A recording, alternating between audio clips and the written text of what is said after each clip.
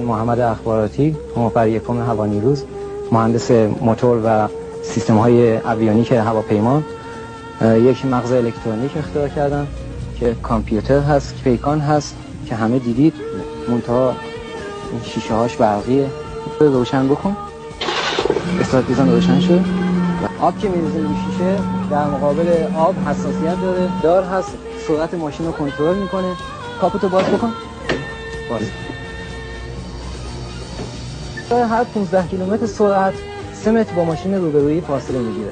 این راننده خوابش ببره، تکونش میده، بیدارش میکنه. الان ماشین توی دنده است. من به مغز الکترونیک میگم روشن بشه. موتور استارت بزن، روشن بکن. الان ماشین توی دنده هست، آژیر میزنه که الان باید خلاص کنه. بسیار خوب، خلاص میکنه. موتور رو خاموش کن. توی این ماشین الان تلویزیون داره. موتور فوتبالی هست که داخل ماشین آقای اخباراتی تلویزیون کار گذاشته و مشاهده هست. کولر هم داره که به موتور ارتباط نداره. سیستم های دیگه هست که روی این ماشین ثبات راننده رو پس میزنه.